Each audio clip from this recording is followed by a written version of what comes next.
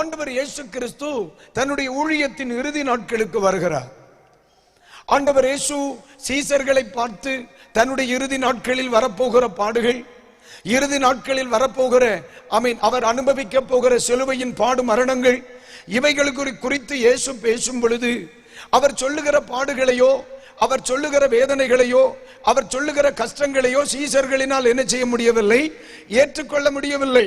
அதனாலதான் பேதுரு சொல்றார், ஆண்டவரே அப்படியெல்லாம் சம்பவிக்க கூடாது என்று சொல்லுகிறார். ஆனால் கடைசி நேரத்திலே சீசர்கள் இயேசு கிறிஸ்துவோடு அவர்கள் எங்கு செல்கிறார்கள்? ஒலிவ மலைக்கு செல்லுகிறார்கள்.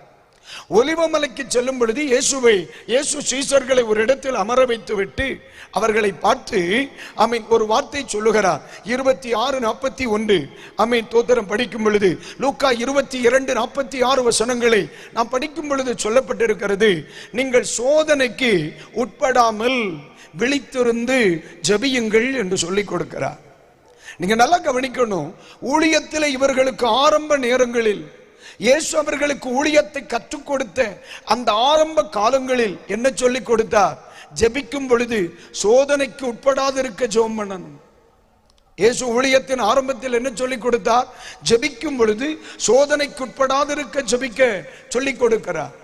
அதே இயேசு கிறிஸ்து அவர்களை ஊழியத்தின் அடுத்த நிலை, இயேசு இதோ பரமேற போகிறார், இயேசு இந்த பூமியில் வந்த நோக்கம் நிறைவேற போகிறது, தனித்து ஓடுவதற்கான நேரம் வருகிறது சீசர்கள் வாழ்க்கையிலே. அப்பொழுது இயேசு சொல்லுகிறார், ஐயா சோதனைக்குட்படாதபடிக்கு விழித்திருந்து ஜெபியுங்கள்.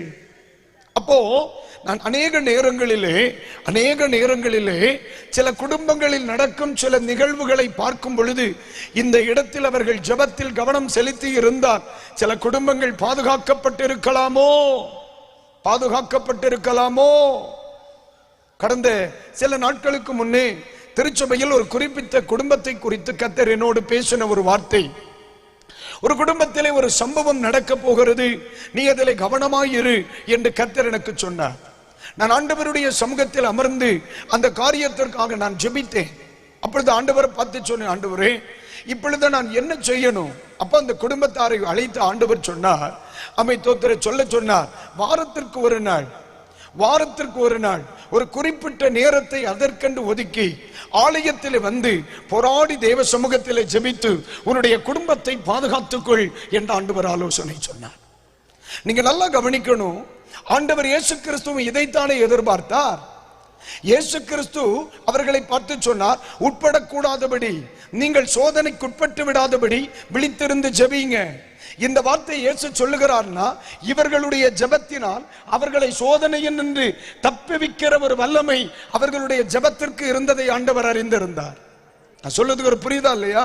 தம்பி நீ ஜெபம் பண்ணு, நீ சோதனைக்கு உட்படாதிருக்க நீ ஜெபம் பண்ணுன்னு ஆண்டவர் சொல்லணும்னா அவர்களுடைய ஜெபத்தின் வல்லமையை தேவன் உணர்ந்ததினால் மட்டுமே. ஒன்று புரிந்து கொள்ளுங்கள், சீசர்களால் சோதனையில் இருந்து தப்பிக்கொள்ள முடியும் என்று இயேசுவுக்கு நம்பிக்கை இருந்தது. ஆனால் அந்த சீசர்களுக்கு அவர்களுடைய ஜெபத்தின் மேல் நம்பிக்கை இல்லை.